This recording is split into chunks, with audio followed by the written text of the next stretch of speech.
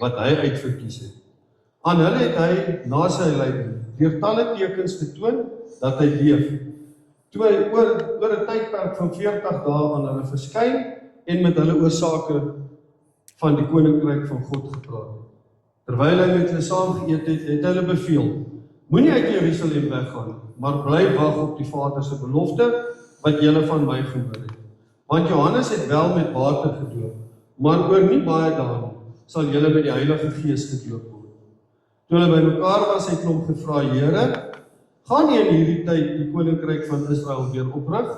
Maar hy het hulle geantwoord: dit is nie vir julle om die tye en die spesifieke geleenthede te ken wat die Vader in sy eie mag bepaal het nie.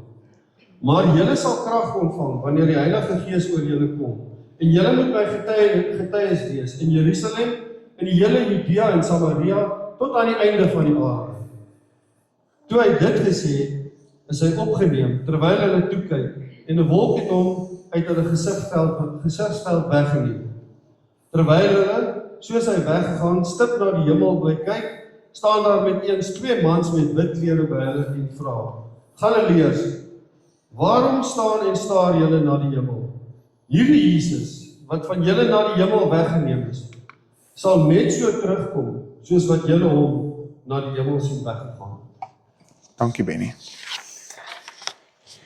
Ek gaan vir ons 'n oomblik van stilte gee om hierdie woorde wat ons nou gehoor het, hier waar ons na hemelvaart kom, waar ons besef die Gees is op pad, waar ons op pad is in Pinkster in.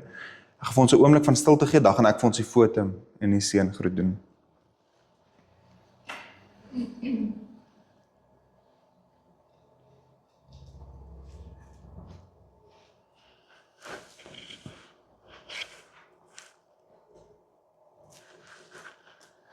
Ons hulp is in die naam van die Here. In die naam van die Here wat hemel en aarde gemaak het. Wat trou bly tot aan ewigheid en nooit die werk van sy hande laat vaar nie. Amen. Het is my voorreg om jou vanoggend te kan groet in die naam van die drie-enige God. En hy wat hier teenwoordig is, hy wat ook opgevaar het en aan die regterhand van die Vader sit, genade en vrede vir julle van God die Vader en van die Seun Jesus Christus deur die kragtige werking van die Heilige Gees. Terwyl ons so sit, gaan ons 'n toetrede lied saam sing en ons gaan sing Kom o Skepper Gees.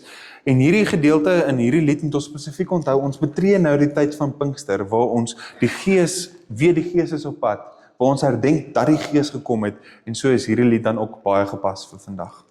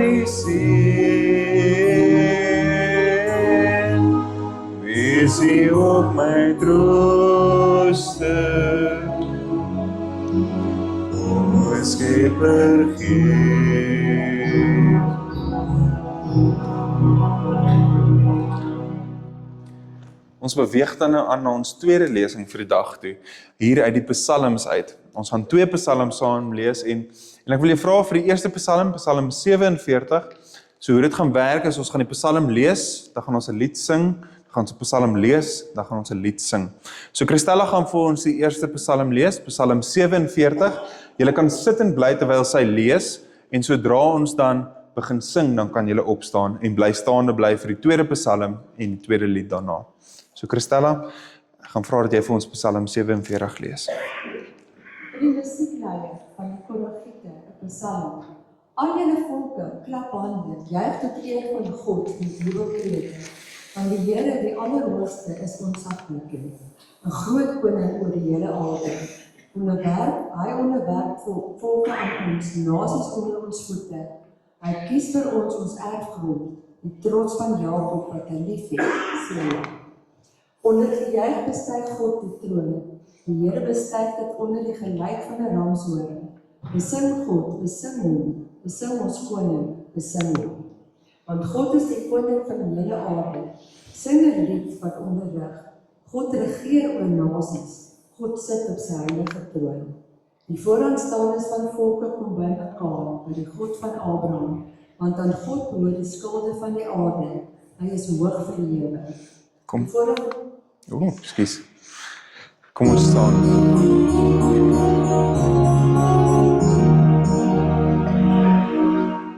En volke klap julle hande, juig tot eer van God. Verhef veel stem mee, roep sy naam in elke stad op aarde. Sing en sing en sing dan saam, loof en prys sy grote naam, want hy is ewig koning in die hemel en op aarde. Sing en sing en sing dan saam, loof en prys sy grote naam, want die hemelkoning skenk ons sy genade. Hy is ewig koning in die hemel en op aarde. Die volke kniel, die nasies juig oor al sy skepingsdade. Sing en sing en sing dan saam, loof en prys sy grote naam, want hy is ewig koning in die hemel en op aarde. Sing en sing en sing dan saam, loof en prys sy grote naam, want die hemelkoning skenk ons sy genade.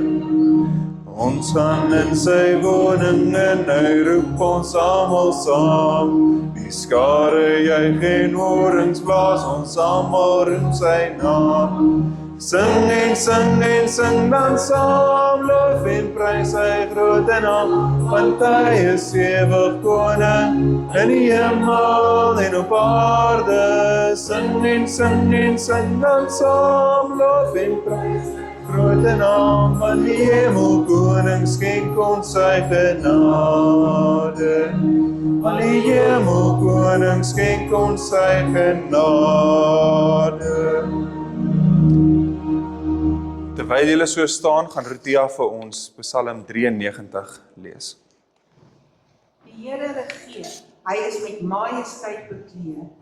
Die Here bekleed hom, met krag omgord hy hom. Ja, die wêreld staan vas, dit wankel nie.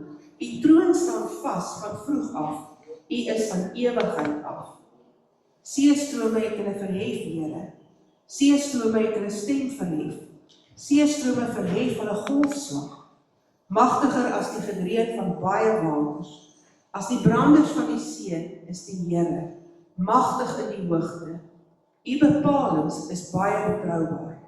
Vir U huis is heiligheid gepas, Here, tot in lengte van dae.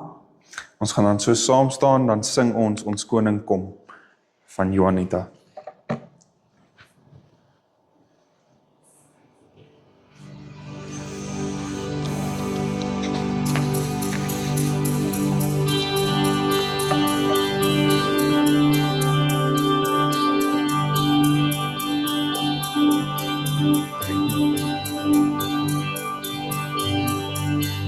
Heer, wie is en weer, wie is die begin en die einde, en wat is, was en wat kom. My hart wil sing. Alle eer wil ek bring. Hy is die weg en die waarheid, daar's niemand soos hy. Leg jou hande na bo, sing halleluja, eer aan hom. Halleluja, ons koning kom, dis sy heilige naam. Leg jou hande na bo, sing halleluja, vertrou op hom. Halleluja, ons koning kom, hy kom om ons te haal. Elke knie sal buig, elke tong sal getuig. Hy die dood vir ewig oorwin, hy het opgestaan. Lig jou hande na bo, sing halleluja, eer aan hom. Halleluja, ons koning kom, loop sy heilige naam. Lig jou hande na bo, sing halleluja, vertrou op hom. Halleluja, ons koning kom, hy kom om ons te haal. En in donker wêreld drama, wie sal die volk kom lei? Is die ruiter op die witperd, hy kom vir jou en my. Lig jou hande na bo, sing halleluja, eer aan hom. Halleluja, ons koning kom, sy heilige naam. Leg jou hande na bo, sing halleluja, vertrou op hom. Halleluja, ons koning kom, hy kom om ons te haal. Leg jou hande na bo, sing halleluja, eer aan hom. Halleluja, ons koning kom, loop sy heilige naam. Leg jou hande na bo, sing halleluja, vertrou op hom. Halleluja, ons koning kom, hy kom om ons te haal. Ons koning kom, hy kom om ons te haal.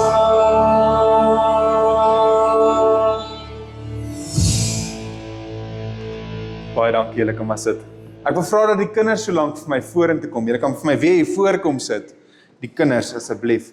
En ek moet net vir my sangspan sê baie dankie julle. Ek het hulle vanoggend in die diepkant ingegooi. Hulle het nie geweet hulle gaan praat vandag nie. So baie dankie vir julle drie. Ek waardeer dit verskriklik. Al die kinders, kom sit vir my hier reg voor. Nou moet ek eers spasie maak.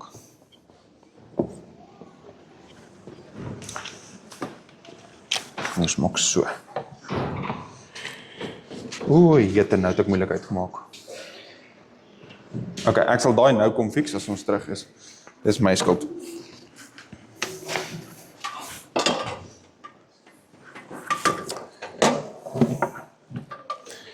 Ek wil by julle hoor, julle klompie wat hier voor sit. Wie van julle kan vir my sê, wat het ons die afgelope donderdag gevier? Ja, Rian. Moet jy nog so 'n bietjie dink? Hemelvaart, yes, wat sê jy? Hemelvaart, okay, net so. Nou wat beteken dit nou? Moet ek het, okay, ja, hier is die regte een. Tannie Johanna, ek weet, daar staan nie, baie dankie. Tannie red my vandag. Julle, kan ek vir julle net sê hoe moeilik is dit om teesakkies te kry wat nog die tag aan het? Julle, ek sê vir julle, ek het hierdie plek doodgery en toe Tannie Johanna tot my redding gekom. So wie kan vir my sê waaroor gaan Hemelvaart? Yes. Jy nog 'n bietjie dink? Okay. Marley. Voor Jesus opgaan, waartoe gaan hy op? Gaan hy Pretoria toe? Hemel toe. Okay, hy gaan hemel toe. Okay. So ek gaan vandag 'n bietjie vir ons 'n eksperiment doen. Net om vir julle te verwys. Nou hierdie is net 'n eksperiment. Jesus is baie groter as 'n teesakkie. Okay, julle moet dit onthou. Maar wat dink julle gaan gebeur as ek hierdie teesakkie brand? Hy gaan wegbrand. Wat sê jy? Hy gaan smelt. Okay, nog iemand wat wil raai? Rian? Hy gaan aan die brand steek. Yes. Okay, kom ons kyk bietjie wat gebeur. Nou moet ek net my laptop aan die brand steek nie.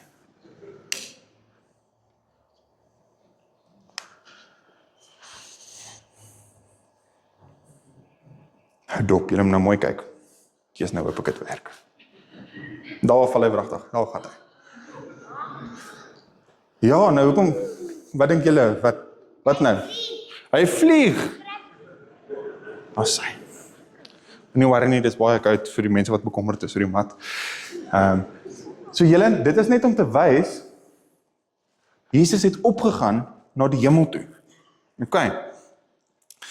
Nou, ek sal nou die grappie vertel, maar kom ons maak eers klaar hierso. So, Jesus het opgegaan hemel toe, en toe het hy wat gaan doen? Wat sê jy? Plek gemaak vir ons in die hemel. Hy het plek gaan maak vir ons in die hemel. Okay.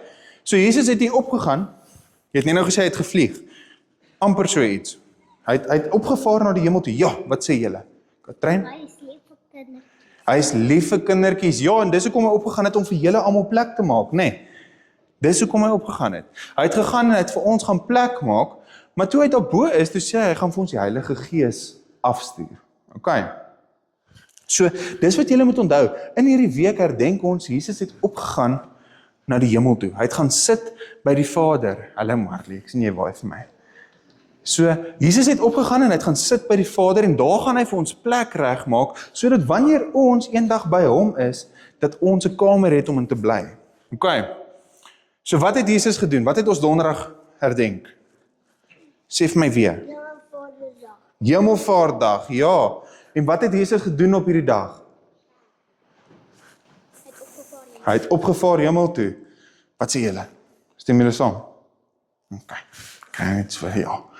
Okay, so dis wat julle moet onthou. Ons het nou herdenk dat Jesus het opgevaar na die hemel toe. Okay, so het julle dit. Dis die belangrikste ding wat julle moet onthou. Hemelvaart, hy het opgevaar hemel toe. Ja. En die bome gee vir ons suurstof, net so. Wil julle 'n laaste keer sien hoe vlieg hierdie teesakkie? Okay. Kom ons kyk. So Jesus het net soos die teesakkie, maar onthou Jesus is nie 'n teesakkie nie. Jesus is baie groter as 'n teesakkie. Maar hy het so gemaak. Kom ons kyk nou. Hoekom val hy om? Ek weet nie hoekom val hy om nie. Nou wil hy nie werk nie. Kom ons kyk. Van hy hoor vlieg. Nie noodwendig nie. Kom ons kyk.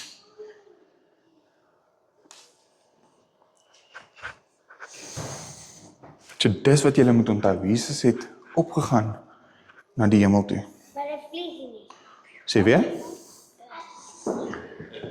Okay. So dis wat julle moet onthou. Jesus het opgevaar na die hemel toe. Okay. Weer 'n keer. Nee, ek het nie nog een nie. Nou moet jy 'n bietjie stop. Okay julle. Marika, is jy hier? Daar's hy. So julle kan vir my tannie Marika gaan julle hierso by hierdie deur kry. So julle kan vir haar hierso gaan wag. Okay. Net hierso by die deur.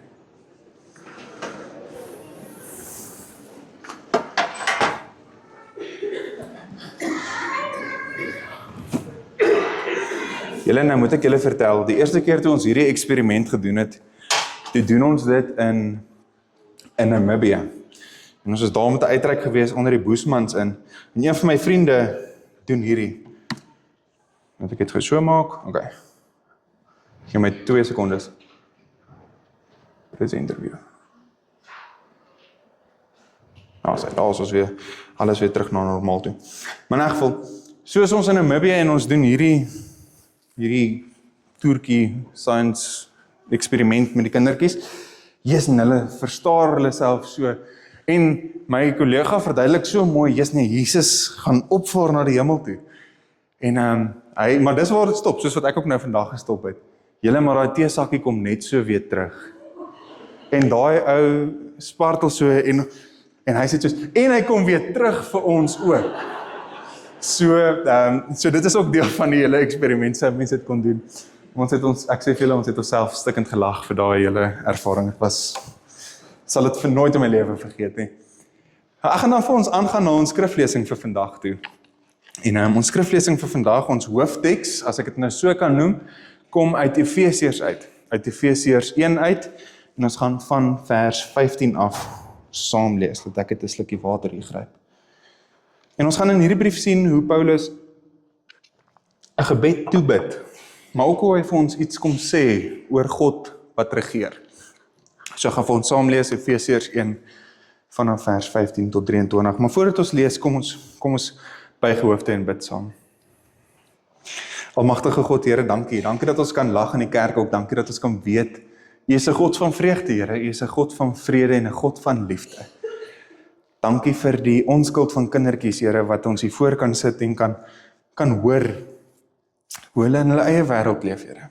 Dankie dat ons kan weet, U is in hulle wêreld ook. Ons kan nie anders as om te sê dankie daarvoor nie.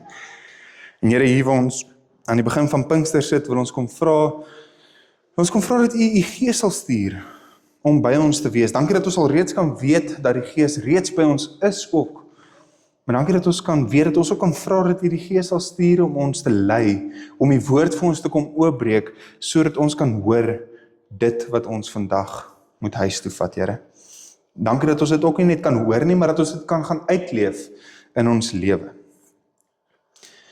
Dankie dat ons vandag opnuut kan besef dat U die een is wat regeer. Oor enigiets, oor alles, Here. Soos wat die teks wat ons nou amper gaan lees sê, U wat alles in almal vervul. Dankie dat ons dit kan getuig, dankie dat ons dit kan leef. Dankie dat ons die voorreg het om U, die skepper van die heelal, ons Vader te kan noem. Help ons om dit vandag deur U woord raak te sien en dit ook te gaan leef hier in ons gemeenskap waar ons is, Here. Amen. Ek lees dan vir ons Efesiërs 1 vers 15 tot 23. Om hierdie rede, omdat ek gehoor het van julle geloof in die Here Jesus en julle liefde vir al die heiliges, hou ek nie op om God oor julle te dank wanneer ek in my gebede aan julle dink nie. Dan bid ek dat die God van ons Here Jesus Christus, die Vader van die heerlikheid, vir julle dit sal gee. Geestelike wysheid en openbaring, wat in die kennis van hom bestaan, en dat die oë van julle harte verlig mag wees, sodat julle kan insien wat die hoop is, wat sy roeping bied, wat die heerlike rykdom van sy erfenis vir die heiliges behels, wat die onvergelykbare grootheid van sy mag is, vir ons wat glo ooreenkomstig die werking van sy groot krag, wat hy uitgeoefen het in Christus toe hy hom uit die dood opgewek het, en hom laat sit het aan die regterhand, aan sy regterhand in die hemele. Bo elke owerheid en gesag en mag en heerser, ja, bo enige naam wat genoem kan word, nie alleen in hierdie bedeling nie, maar ook in die toekomstige. Hy het alles onder sy voete gestel en hom aan die Here gegee as hoof oor alles. Die kerk wat sy liggaam is, die volheid van hom wat alles in almal vul. Ons gaan net tot sover lees. Nou uit die aard van die saak, as mens so baie tekste lees en so digte liturgie het, kan mens nou nie so in diepte gaan soos wat ek altyd doen nie. So ek gaan vandag nie soveel agtergrond en nie soveel konteks, as ek dit so kan sê, gee vir hierdie teks nie. Maar daar is twee kardinale goeters wat ons moet hoor en wat ons moet verstaan, wat hierdie boodskap, wat hierdie teks vir ons vandag bring, net so klein bietjie meer uitlig. Nou die eerste is, dat Paulus hierdie brief skryf terwyl hy 'n gevangene is. Daar sê hy weer terug. Dat Paulus hierdie brief skryf terwyl hy 'n gevangene is. Hy is die een wat hier onder Romeinse arrest is. Nou dit is waarskynlik onder Romeinse huisarrest, met ander woorde hy het 'n wag wat konstant saam met hom stap, seker maak hy jaag nie katte kwaad aan nie. So terwyl hy hier onder hierdie huisarrest sit, is dit my kant, moet ek hom net uitprop. Okay. Kom net so, kom net hier. Ons sê, kom kyk maar. Dit is, terwyl hy onder huisarrest is, wat hy hierdie brief skryf. So hier sit hy in een of ander gastehuis in Rome. Nee, hy wil nog steeds nie, okay, maar ek gaan nou nie daaroor bekommer nie. In elk geval, hy sit daar en hy skryf hierdie brief en hy skryf dit aan die gemeente in Efese. En dan, hierdie gemeente in Efese, moet ons ook verstaan, die konteks waaronder hulle is. Ek het nou gesê, dis waarskynlik terwyl hy onder Romeinse huisarrest was, maar Efese, hierdie stad waartoe hierdie brief op pad is, waarin hierdie gemeente geleë is 'n ongelooflike belangrike stad, veral in die provinsie van Asië. Want hierdie provinsie, of hierdie stad in hierdie provinsie, was een van die stede wat ekonomies, kultureel en godsdienstig van die voorste van sy tyd was. Dit was die plek gewees om by mekaar te kom, om besigheid te doen. As ek dit nou so kan sê, dit is die ekwivalent van, kom ons sê nou maar Sandton, waar jy by mekaar kom en daar besigheid doen. Dit was 'n ekonomiese hub gewees. Dieselfde met die kultuur en met godsdiens. Nou, net om julle 'n idee te gee van die godsdiens aspek, ons het hier te doen met baie mense wat heidens is, baie mense wat ander tempels en ander gode aanbid. Onder andere was hierdie tempel daar gewees. Nou, hierdie is sommer net 'n rekonstruksie van die tempel van Artemis. Maar hierdie, ek dink nie ons verstaan, hierdie prentjie doen dit eintlik nie reg nie. Ons moet dit eintlik meer groter sien. Want hierdie beeld wat ons hier sien, was een van die 7 wonders van die antieke wêreld gewees. Dis hoe groot hierdie tempel was. Hierdie tempel was enorm gewees. Mense het reg oor die wêreld gereis om na hierdie tempel te kom kyk. So dit is die konteks waarin hierdie gemeente sit. Hulle sit met mense wat van heine en verre afkom om hierdie tempel te kom sien, om ander gode te kom aanbid. En hulle probeer in hierdie stad, in hierdie ekonomie, in hierdie ekonomiese stad, in hierdie kulturele stad, in hierdie godsdienstige stad, nie in 'n goeie sin godsdienstig nie, maar probeer hulle bestaan vind en probeer hulle volhard in geloof. Nou die ongelooflike ding is, as ons hierdie dan in gedagte hou, dan sien ons dat aan die skryfkant, dan sit Paulus daar met 'n wag wat eintlik oor sy skouer waak, en hy skryf, weet jy wat, God is in beheer. So aan die skryfkant het jy Paulus wat sê, terwyl daar 'n wag is wat eintlik veronderstel is om seker te maak, hy doen niks teen die Romeinse wet nie, en dit was onwettig om te sê, daar's iemand groter as keiser, iemand wat meer in beheer is as keiser, maar nogtans, ten spyte daarvan, dan kom hy en hy skryf, God is in beheer. Dis aan die skryfkant. Dit is nie die keiser wat in beheer is nie. Die keiser is maar bloot net 'n hemelse mag of owerheid of wat ook al jy dit wil noem. Die teks praat ook bietjie daarvan. So dis aan die skryfkant. En die ongelooflike ding is aan die ontvangkant hoor hulle ook God is in beheer, maar vir heeltemal ander redes. Hulle hoor God is in beheer, nie hierdie ekonomie, nie hierdie tempel van Artemis, nie hierdie kultuur wat julle nastreef nie. God is in beheer.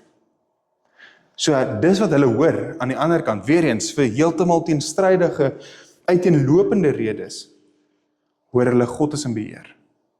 Nie hierdie stad, hierdie ekonomie, hierdie kultuur, hierdie godsdiens wat hulle najaag nie. God is in beheer. Hulle hoor God is groter as aardse dinge. Want ons God is lewend. Hy het reeds die dood oorwin. En dit is hiervan waarvan Paulus ook getuig, wanneer hy hierdie brief skryf. Hy het nie 'n saak daarmee as daai wag hom nou skielik hier oor die kop gaan klap en sê, hoe's dit? Jy sê nou die keiser is nie in beheer nie. Want hy weet, God is in beheer. Hy weet, Christus het die dood oorwin. Hy weet, hy het uit die dood uit opgestaan. En die teenkant is ook waar. Alhoewel hierdie mense, hierdie gemeente van Efese in 'n stad is, waar hulle baie maklik verwerp kan word, omdat hulle nou sê die ekonomie is nie belangrik nie, of die kultuur is nie belangrik nie, of weet jy wat, Artemis is nie eintlik die een waaroor ons moet bekommer nie. Ten spyte daarvan dat hulle in hierdie gemeenskap sit, waar die gemeenskap hulle eintlik kan verwerp, hoor hulle, en dank Paulus hulle inteendeel vir hulle geloof, dat hulle volhard en sê, God is in beheer. Maar nou moet ons ook, in die teks praat hy daarvan dat Jesus aan die regterhand sit. Nou, ons het so 'n paar weke terug gepraat dat hy sit of staan of sit of maak nie saak nie. Maar die punt van die saak is, hy is aktief betrokke, nog steeds. Maar ek wonder of ons werklik besef wat dit in die antieke konteks beteken as ons sê iemand sit aan die regterhand van God. Ek dink ons maak dit baie keer lig. Ons weet dit almal, Jesus sit aan die regterhand van God, maar wat beteken dit nou eintlik? En ek dink daar's 4 dinge wat die teks vir ons baie pertinent uitwys. Die eerste is, net ek sommer geskiep na die tweede een toe, dat hy bo elke owerheid, gesag en mag is. Dis wat dit beteken as hy aan die regterhand van God sit. Dit beteken Christus is bo elke owerheid. Hy is bo elke gesag, bo elke mag. As ek dit in ander taal kan sit, in die konteks van hierdie gemeente, dalk in ons konteks vandag ook, sou mens kon sê, hy is bo die ekonomie, hy is bo die kultuur, hy is bo al hierdie afgode, bo dit alles. Dit is waar God is, dit is wat dit beteken as God, of as Christus aan die regterhand van die Vader sit. Die tweede ding wat ons ook natuurlik sien is, dat daar niemand hoër is as hy nie. Dis in hierdie teks ons almal ken daai, as ek dit so kan sê, die titel van God, die naam bo elke naam, maar dit kom in hierdie teks voor. Daar's niemand hoër as Christus nie. Daar is nie 'n naam belangriker as hy nie. Nie die keiser nie die keiser wat op muntstukke en so gedruk is nie, of wat almal nou voor moet opstaan as hy instap nie. Nee, niemand is hoër as Christus nie. So dit is die tweede punt wat ons sien, as ons sê, Jesus sit aan die regterhand van die Vader. Niemand is hoër as Christus nie. En daarna sien ons dat sy heerskappy is tydloos. Sy heerskappy is vir ewig. Hy is die een wat was, wat is en wat sal wees. Hy is in beheer, hy was in beheer en hy sal in beheer wees. Dit is die tweede of die derde ding wat hierdie teks vir ons leer. Wat dit beteken om aan die regterhand van God te sit. En uiteindelik sien ons dat die laaste ding wat hierdie posisie beteken, dit beteken hy is hoof van die kerk. Hy is die hoof van die kerk. Hy is die een wat ons navolg. Hy is die een wat ons na moet streef. Hy is die een wat die rigting van die kerk aandui en die kerk gaan saam. As ek nou dit in plain Afrikaans moet sê, moet ek dit eintlik so sê, hy is die rede hoekom ons in die kerk sit vandag. Dis wat dit beteken. Dis wat dit beteken dat hy aan die regterhand van God sit. Hy is die een hoekom ons hier sit. So dit is dan nou wat dit beteken as ons sê, Jesus sit aan die regterhand van God. Hy is bo alle gesag, mag, krag, wat ook al jy daar wil invoeg. Hy is die naam bo elke naam. Niemand is hoër as Christus nie. Hy sal heers, hy het geheers en hy is besig om te heers. Sy heerskappy is tydloos. En uiteindelik beteken dit ook, hy is die hoof van die kerk. So dit is wat hierdie posisie, hierdie regterhand van die Vader, wat dit beteken as Jesus daar sit. Maar nou het ek vir jou een vraag. Ek het vir jou een vraag wat ek vir jou vandag wil vra, is leef ons asof God regeer? Leef ek en jy so? Leef ons asof hierdie 4 punte, wat ons nou net deurgegaan het, asof dit waar is, of leef ons asof hierdie ander goed nog so bietjie ons aandag verf? Weet jy wat, die ekonomie, die kultuur, die godsdiens, die afgoderry, die geld, wat ook al, jy kan enigiets daarin vul. Maak ons dit belangriker of leef ons asof God regeer? Eintlik moet ek die vraag so bietjie anders stel. Eintlik moet ek jou vra, het jou oë al oopgegaan vir die werklikheid dat Christus reeds regeer en leef jy so? Het jy al daardie werklikheid besef? Want as ons hier aan die einde van vers 23 gaan kyk, dan sien ons nie heel eers 'n lys van wat die kerk moet doen nie, maar ons sien ten diepste wie die kerk is, wie ek en jy veronderstel is om te wees. Die liggaam van Christus. Nou, ek wil eintlik weer vir ons, ek gaan dit sommer vir ons hier lees. Ek gaan weer vir ons die 23ste vers lees. Die kerk wat sy liggaam is, die volheid van hom, wat alles in almal vul. Hoe mooi is daai nie? Deur ons kom Christus se krag. Deur ons kom Christus se krag en sy almag en sy heerskappy, sy regering. En dit is deur ons, deur wie die volheid van hom alles in almal kan vul. En juis omdat dit is wie ons moet wees, omdat dit is wie ons as gelowiges moet wees, daarom is ons geroep om so te gaan leef. Daarom moet ek eintlik weer teruggaan na die vraag toe en sê, het ons oë oopgegaan om te besef hy regeer reeds en daarom leef ons so.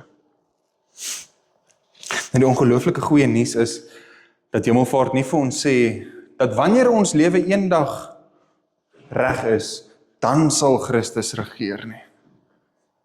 Dit kom sê nie ons moet reg lewe sodat Christus kom regeer nie, maar dit kom sê vir ons Christus regeer reeds. Daarom kan jy so leef. Dit is wat dit beteken as ons praat van hemelvaart. Christus sit aan die regterhand van God. Hemelvaart kom sê nie vir ons lewe reg, dan kan Christus regeer nie, maar dit kom sê vir ons Christus regeer. Daarom kan jy so lewe. En so is dit dan in my gebed, dat ons oë mag oopgaan, om te besef, hy regeer reeds. Ek gaan jou weer los met daai vraag wat ek vroeër gevra het. Dis die vraag wat ek wil hê jy jouself moet afvra as jy hier uitstap. Het jou oë al oopgegaan vir die werklikheid dat Christus reeds regeer? En leef jy so?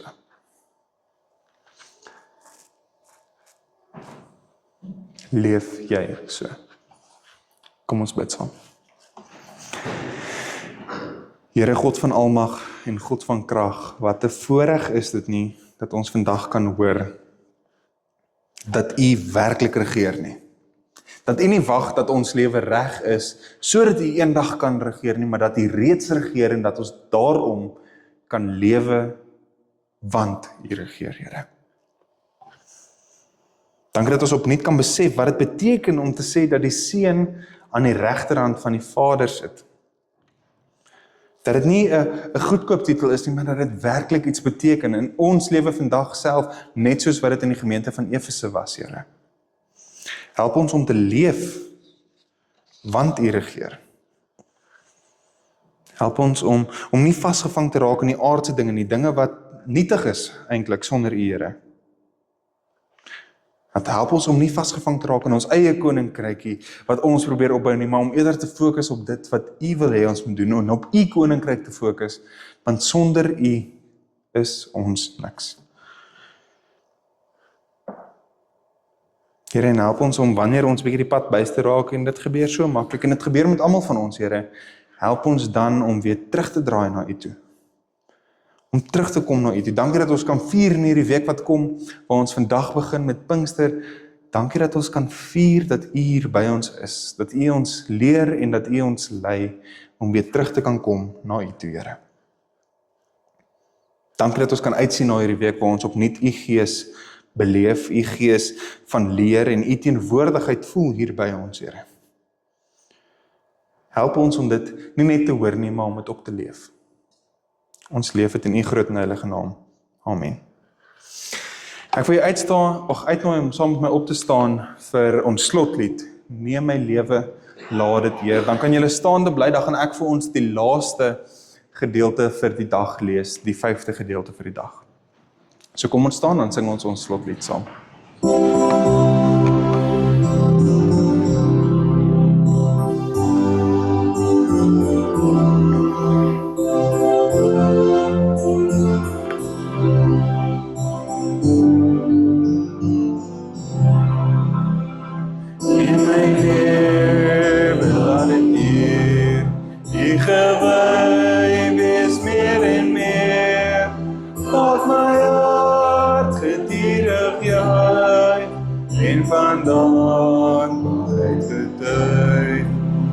Neem my stem laat my sing, aan die Here hulde bring.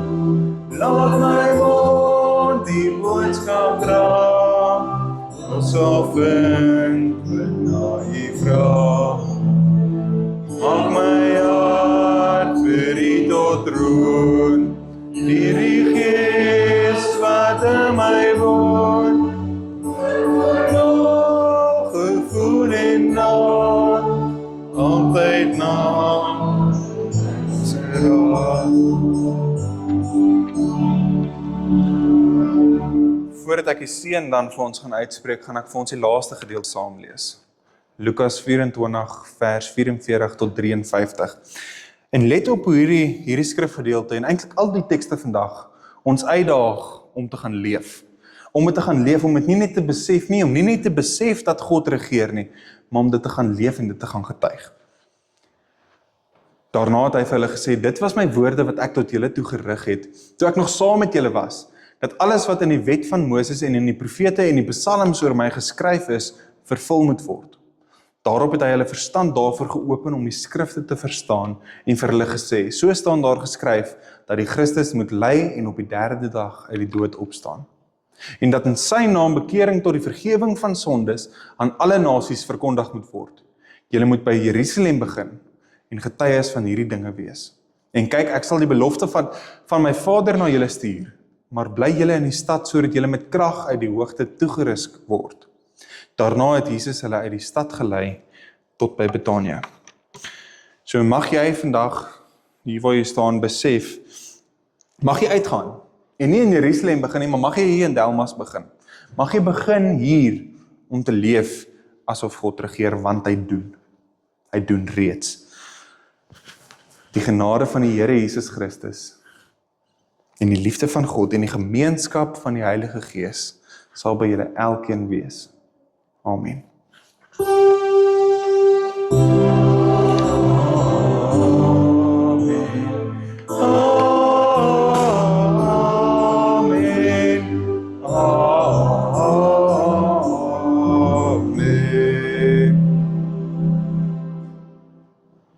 Baie dankie. Kom drink gerus 'n koppie tee saam, dit sal lekker wees om saam met julle. En daar's koekies, hoor ek nou. So asseblief kom kuier saam, kom eet saam. Dit sal lekker wees. Jesus is my